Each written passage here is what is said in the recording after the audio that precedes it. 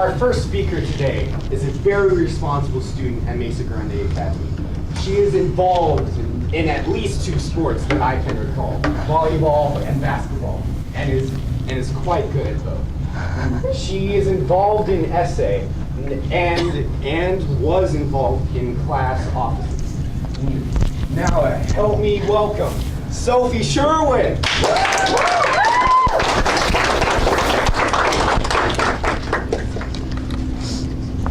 Marilyn Vossavant, the one with the highest recorded IQ, once said, "To acquire knowledge, one must study, but to acquire wisdom, one must observe." Now, what is observation? The first thing that probably comes to your mind is some sort of scientific experiment. And if this is what you thought of, then you would be correct. But this is not exactly what I'm going to be talking about today. Observation can be used in many different ways, and I know you can use it too and use it to your advantage. Observation doesn't only need to be used by scientists. What if I told you that you could apply observation in your daily life to help you learn and grow? Your friends, family, peers, and even celebrities are all people you can observe. You can watch their trials and triumphs, learn from their mistakes, or even decide to emulate their behavior. It's up to you. We all learn through observation as a child, so why do we tend to use this experience less and less as we grow up? It doesn't need to be just used for first-time learning. In fact, observation can be used as a continuous tool in our lives. Take a child, for instance.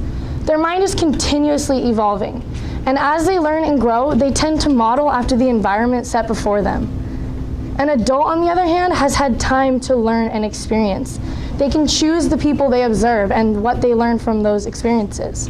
This means that you can choose to do this. All you have to do is make the decision for yourself.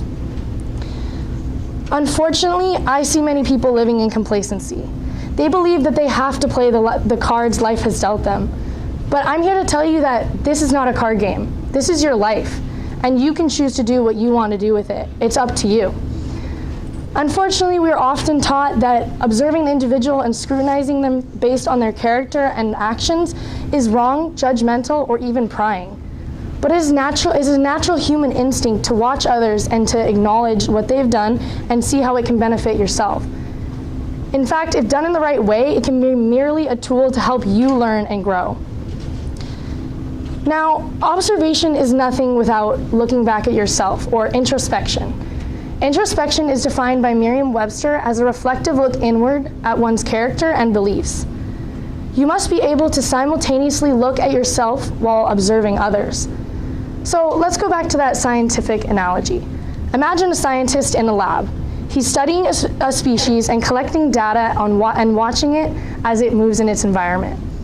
What if this scientist wrote down all this data and recorded all these things, but never applied any of his learned knowledge? Nothing would happen. There would be no point for his experiment. Just like this, you can choose to use your observations and apply them. Observation is nothing without application. Now, I have 2 brothers. They are extremely smart, extremely musical, and always have known what they wanted to do. And I've always envied this because I didn't feel that I could do this. And now, while I'm the younger sibling and there's no way that I could ever be older than them, I had to find a way to cope. So what I did is I observed. I watched how they talked to people and how people received them. I watched how they went through their lives, and if they made a mistake, I made a mental note to not make that mistake later in my life. And in turn, I learned so much about myself and understood my limitations better than I ever have before.